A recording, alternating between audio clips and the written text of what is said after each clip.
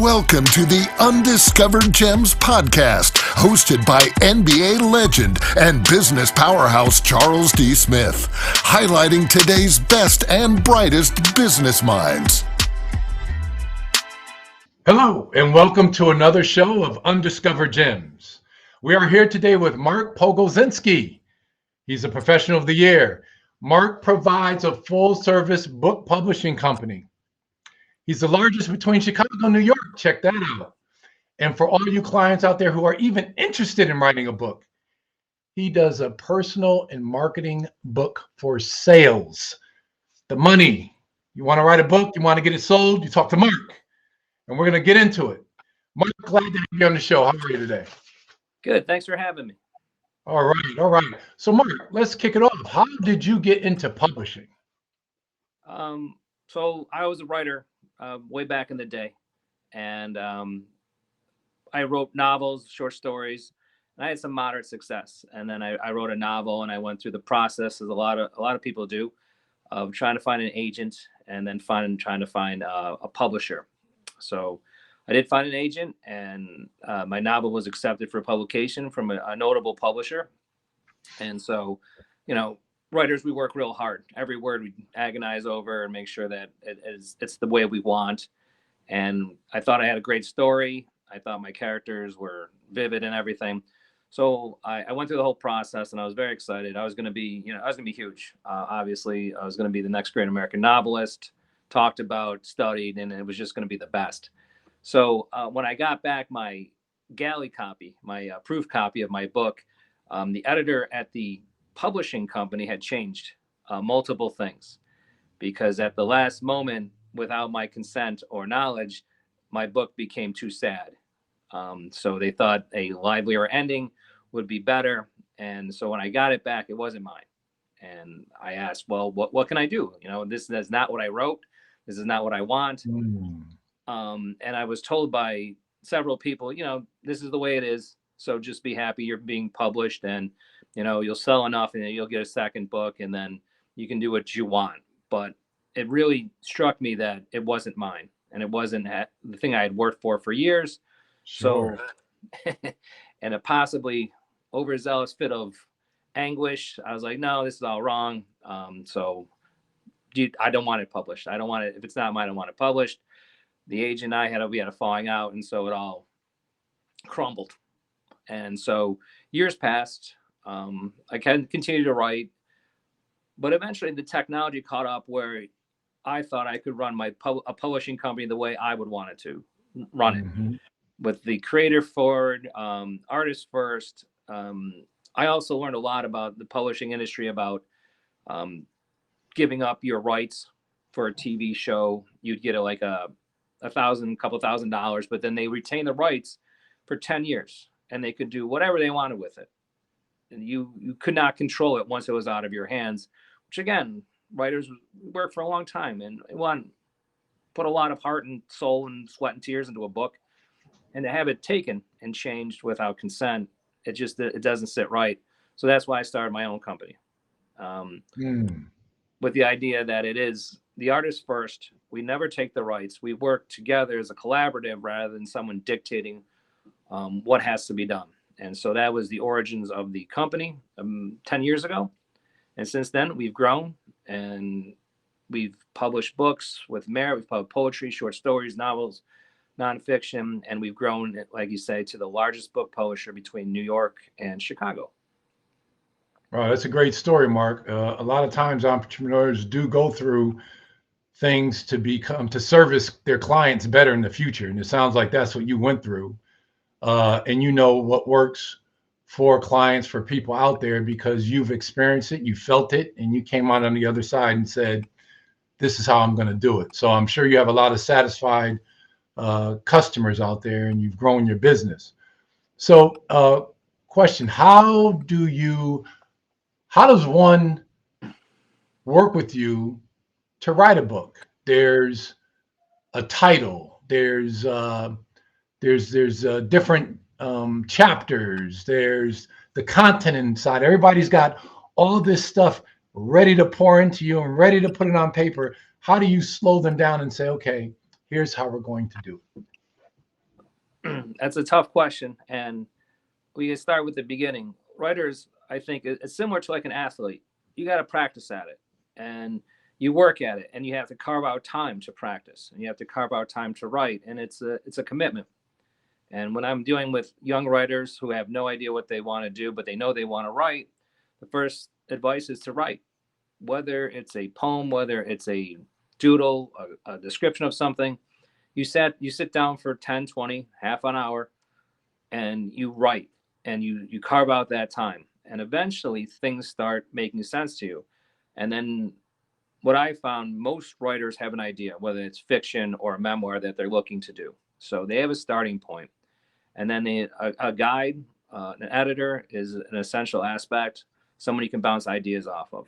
But for the most part, you got to write. You got to sit down and carve out that time and make it sacred, whether it's 10:30 at night, from 10:30 to 11, whether it's in the morning, whatever it is.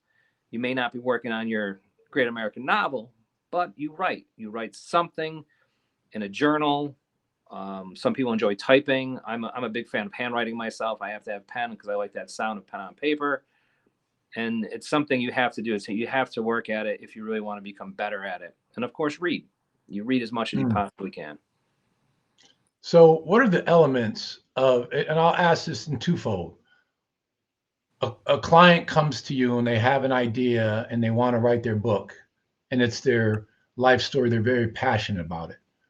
What are the elements that you look at on the positive side to say, here are the factors that makes me want to work with this person to do the book? And then on the flip side, it's like, here are the factors that, I don't think this is a time and we can't take this on right now. And how do you deal with both of those scenarios? I like to give everybody a chance to start. And so if you have a manuscript, no matter what state it's in, first draft, second draft, we will look at it. And the first thing we do is, as we have a reviewer and several reviewers who work for us, they'll read the manuscript and they'll give you a one-page response. Some of the manuscripts are in really rough shape and they need a lot of work. And if you're willing to put in that work, we're willing to help you put in that work. Because in the end, we want to create a product that is both, as you said, personal, but marketable. And as you say, life story, memoirs are big. Memoirs are really popular right now. Even someone who doesn't think they've lived an exceptional life, there's aspects to that people really relate to. Even, quote unquote, the ordinary life. People enjoy reading about it. They see themselves in the writer, and you get a lot of nice feedback. So depending on what you're writing, there's different aspects that you want to do. Like if you wanted to write your life story, obviously we highlight, the athletic achievement, but you also want to add something personal. So someone who hasn't played professional basketball, they can relate to you, hardships, family life, things like that. And then we start crafting. And as a writer, you start seeing it and you start visualizing it. And there's several different tools, from outlines to chapter summaries, that we try to teach people on how to become a better writer. So you're saying regardless of the content, you give everybody a shot, at least from the manuscript, from that position. Yep. You'll take it in and just kind of work with them. And then at what point do you abort and give them a story to come back later? Or does that ever happen? Yeah, not everything can be published. Okay. Sometimes the plot or the book itself becomes so convoluted, so ponderous, that there's no way out. And either you're going to have to go back and edit it back to its skeleton and try over again, or you have to try a new project. Every writer I know has abandoned novels and abandoned short stories in their file cabinet, something they worked for years on maybe, and they've gotten so far, and then they realize it's not that good. There are aspects I can pull out and maybe put in a different project, but we all come to that point where we're like, this is terrible. It's not very good, and I don't think anyone ever would want to read it. And there's always the image of the author burning a manuscript, purging themselves of this terrible idea and starting over. So it can be good, and it can give you like new life for a new project. But again, some things are unpublishable. Right. So your commentary is you like to publish personal and marketable books for sales. Um, when you're putting a book out, the content is personal, and you want it to be marketable to make money. Where do they fit in? How does it fit in where you know or you have an idea that this book is going to generate significant or decent revenue because of X and Y? It's difficult to say, especially you don't know what will hit. You know, Okay. certain books hit and it's a surprise, and then certain books written by established authors don't hit. And what is a good sale? Well, honestly, a couple hundred units sold is a really good book sale, especially for a novice author. Hmm. A thousand copies is you're looking at more professional authors. Beyond that, 5,000, 10,000, you're looking at really established author Stephen King and along those lines.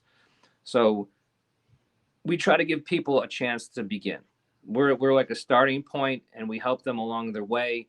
And sales sometimes are great, and sometimes they are disappointing.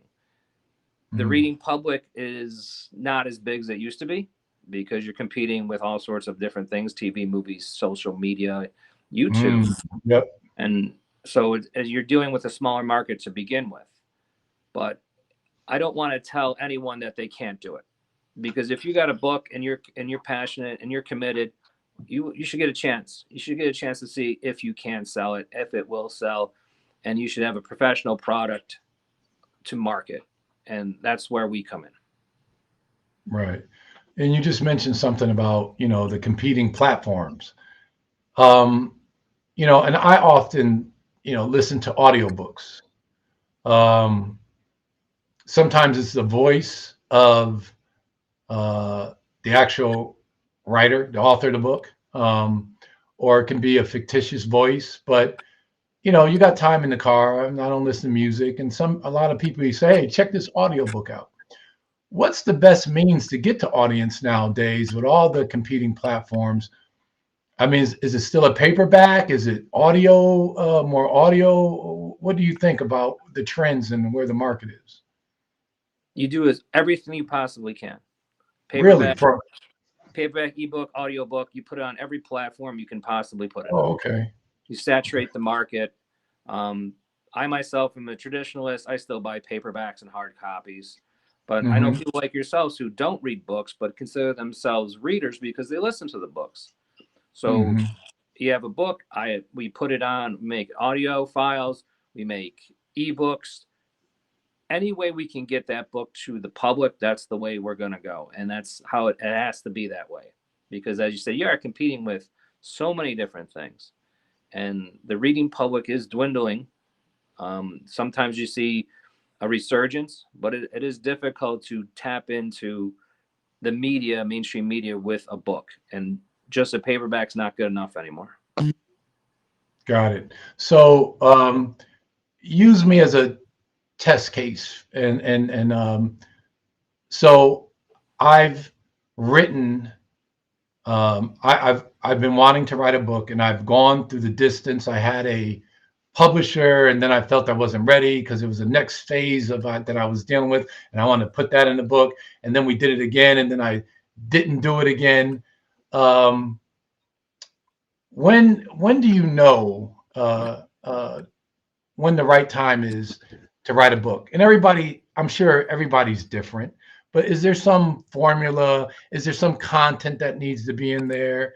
How did you know when you were ready to write your book? I've had an idea that I wanted to work with. And I said, I've always been like a reader. I was into comic books as a kid. And, that I was really inspired by that. I wanted to be next Alan Moore, who's a comic book writer. And so I would write stories. I would mimic him. So most of the writers I know have had some sort of drive to write something, to put something down on paper, whether it's a book or a poem or something. And I think it's similar to a lot of things that drive people in terms of artistic. Why do people paint? Why do people sculpt? Why do, like yourself, why would you put all that effort in to play a professional sport? There's something inside that's driving you. Right. And I think a lot of writers, athletes, they have that, and they sit down and they know they want to do something. They might not know what it is, but they want to write something. And that's been my experience and my personal experience too. And the writers I've worked with, there's a book inside me, and I knew I had to get it out, as a thing I've heard often. And I think there is a drive to people who write or create, whether it's a filmmaker or anything like that. And Right. I'm sure you know that there's something deep down. I'm going to get up at 5 o'clock in the morning and I'm going to do my laps. I'm going to get up at 5 o'clock in the morning and I'm going to write my pages. It's very similar. Right. Got it. Yeah, very, very similar. I got it. I understand that fully. Well, let's talk about the publishing. How is it that you publish to kind of get the book out in the markets and so that it can get in the hands of the readers? How do you go about doing that? So the first best marketer is the author themselves. They know the book Okay. inside and out more than everyone else. And we always say, when you're marketing a book, put shame out the window. Contact everybody you've ever met, ever, and tell them you wrote a book. And tell them where to find the book, and tell them as much as you can about the book. You know, put it on your social medias, which can be a hit and miss too, because social medias are public, and you know, sometimes you get people who will comment on your book, sometimes rudely, sometimes in a very positive manner, but that's something we have to deal with. That's the first thing. And then you start building a web of connections, and then you start building it out, building it out, building it out, and before you know it, you sold 100 copies, and you're like, oh, I wrote this book. I didn't think I'd sell 20, and I sold 100. And that 100 could turn into 200. And then you think to yourself, I'm going to write a second book. And then those 200 turn into 300 and so on. So it's bare bones marketing. It's guerrilla marketing at its finest. And then there are three aspects: your publishing, your writing, and your editing. You've gone through an experience where, and news media and outlets does that also. You got the writers, and then before the story comes out, the editor takes over, makes the changes, and then you go to a writer. It's happened to me even with the Knicks, and say, why did you do that? And they're like, I didn't write that. The editor made the change, Charles. I'm sorry, but I had nothing to do with that. So on the editing side, how do you, now the experience you went through, how do you edit and keep the author happy with their work product at the end of the day? How do you work with them on that? You have to work with the author. With my experience, I was like an outsider, and I just got it back. So based on that, when we edit books, we work with the author. Like, this is where we think you're missing this. This is where we think you're hitting. Maybe you want to concentrate on this conflict a little bit more.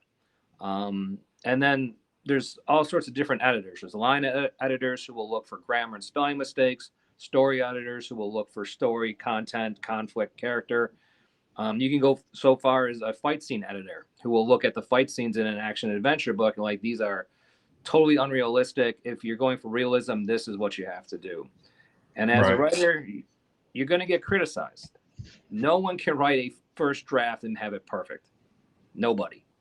Everyone needs some feedback and some editing and some time to reflect on what they've written. And sometimes you accept the criticism, and sometimes you're like, no, I still think I'm right, and this is the reason why. So it's a process. It's not done overnight. And that's one of the other things that we like to tell new writers. You didn't write the greatest novel ever your first time out. There's always an editing process, and you should be open and still stick to your guns. Got it.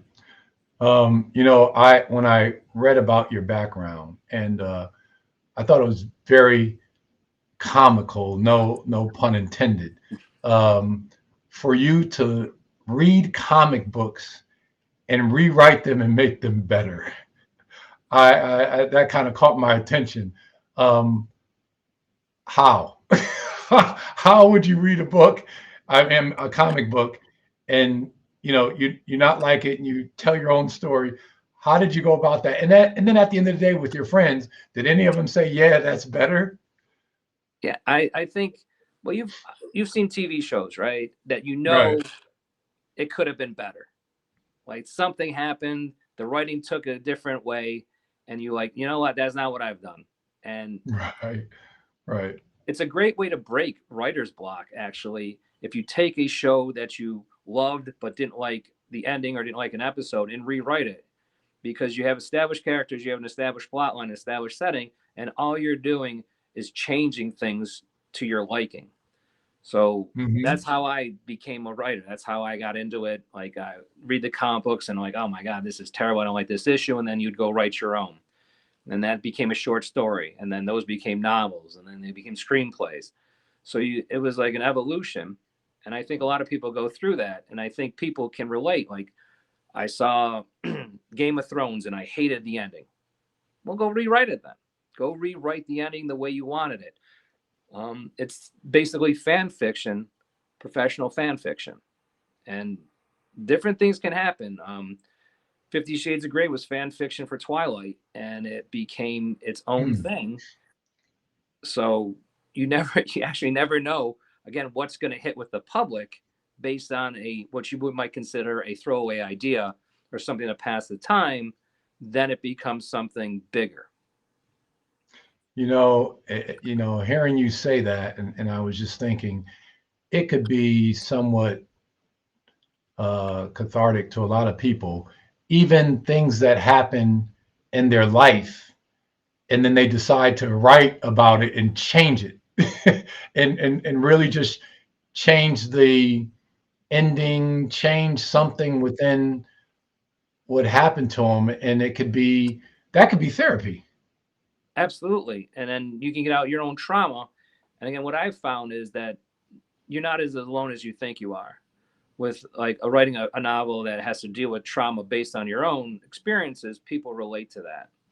And you're not wrong. Like, a good author will put themselves in their characters, some aspect of them, whether it's a good aspect or bad aspect. The characters become more alive, become more vivid, and the audience relates to that. One of the great examples is On the Road from Jack Kerouac, which was basically his experiences, and he renamed everybody in the book, making them characters. And a lot of people related to that because they wanted to do what he did, to travel across the country, to have like these different adventures and meet all these people. And I think that's why a lot of people did relate to it, because they could see themselves in his characters who were based on real people. I see. Um, you know, the acronym NSB for your company name. What is that? So the original idea was we were going to be a bare bones publishing company. We're just going to get the book out. We were going to help you. We weren't going to do everything that, a big publisher would do. We're not going to put you through the ringer. So it actually stands for No Frills Buffalo. Buffalo is a no frills city. We're, hardcore blue collar people. We're not big on extravagance. We're not big on overinflating things. We're pragmatists. And because of the sports teams, we have this weird, dark pragmatism. We hope it's going to work out, but we know it's not. And that's what the publishing company was too. We're going to do the best we can. We're going to give you bare bones. It's no frills. It's the book. It's the work. That's what matters. Got it. Makes sense. That makes total sense. As a entrepreneur in which you are with your own publishing company, was there anybody that mentored you coming along on the entrepreneurial endeavor of starting a publishing company, book company? I was mentored by the authors. So that's who drives me, is meeting people, learning their stories, learning why they wrote, why they write the books, seeing their passion and their dedication to their craft. Most of them, they have other jobs. They're working 40 hours a week. They got kids. They got all these different responsibilities, yet they're carving out this time to write a book. They're carving out this time to pursue a dream and pursue their passions. So I would say my mentors are the authors that I work with, and I've learned a great deal from everybody that I've worked with. Interesting. You're allowing your clients to shape your business. That's awesome. That's awesome. Especially for this particular business, it's got to be creator driven. It cannot be corporation driven, because eventually that's going to crumble, because you can't write a book for everybody. It just doesn't work that way. Kurt Vonnegut once said, if you open up the window to the world, you're going to catch pneumonia. So we deal with the writers first, and then the book sales after. And what about you mentoring others? Are there any people that want to be writers or publishers or editors that you come across and you've been mentoring them at all? I would hope so. I hope I do. I hope I help the writers become better writers, to become happier with their craft. And I teach also, and like to teach writing and then to put what I teach into practice in actual book publishing and editing in the real world. I think it gives people that I teach a window into what you can do in terms of writing, in terms of creation. And we've had some lovely success stories, and stories that we thought would be successful that turned out as not as successful. But I think the reward for everyone involved has been well worth the effort. Mark, you made a comment that you don't really acknowledge hope and growth through mistakes. What do you mean by that? Sorry, repeat that, please. I said you don't really acknowledge hope and for growth through mistakes. What do you mean by that? Well, everyone's is going to make the mistakes, and then that's what we learn from. I learned from my mistakes in terms of my original publishing with my book, and that's why I started the company. And I think hope is essential. Hope is what keeps us going. And we hope for the best and prepare for the worst. And I think that's because, like, again, where I grew up and my experience, but hope remains the key. And without it, there's really no future. Got it. No, that's very insightful. Very insightful. We're coming to a close, and I want you to be able to say something to the audience based on what their experience would be like coming to work with you. So I want to give you an opportunity to say that, and then I want to talk hoops for about 30 seconds. So beforehand, what would you tell the audience the experience would be if they're coming to work with you and they wanted to write a book? So we'll go back to the last point. Like, don't give up hope. It's not. No one said it'd be easy. Writing is magical. It is deep magic, and the idea of trying to create something from nothing in terms of fiction, even in terms of memoir, you have a blank page in front of you. There are people out here who are willing to help, and what you find entertaining, what you're passionate about, other people will find the same passion and the same interest as you. So again, hope is essential, and don't give up hope, especially if you want to try to write a book. Got it. Your all-time starting five in the NBA. I want to know yours. I don't even have one, Mark. I don't. Come on. See, my thought process is everybody who comes into the game has a level of greatness. And I think 90% of the players, if they're given the ball and they're given the freedom to score, do whatever they want, their creative juices would take them to heights that they never been before. I don't believe in the rings. You're better because you got this many rings or you got this many rings. I can't take anything away from John Stockton. He was one of the greatest point guards ever. Just because he didn't win, is he not a great player and shouldn't be considered? He's got all the statistics and assists and steals. So I think about it differently. It's hard to be the top 350 players in the world. The Michael Jordan, LeBron, they're two different eras. I can't get into a conversation about who's better. They're two different types of players. They played in two different eras. The rules were different. So I think about it differently. I give everybody their respect. They're all great. So, I mean, how can Kareem not be in the conversation, So, and it's only because Kareem missed out on satellite cable and the game going international. He just retired before cable and satellite kicked in. And Michael Jordan came in just as cable and satellite kicked in. So I don't know. I think everybody has a certain level of greatness. So what is your top five? I'm nostalgic too, I think, because of my age. and when I started watching the NBA is with Magic and Bird. And Got it. The first finals I remember was 80 when the Lakers won. And all was it 81 the Sixers won. And then was it 80? Did the Lakers win 80? I forget. But so I remember 84 Celtics won, 85 the Lakers won, and then 86 was going to be the big rematch between the Lakers and the Celtics, and then the Lakers lost to Houston, and then the Celtics went on.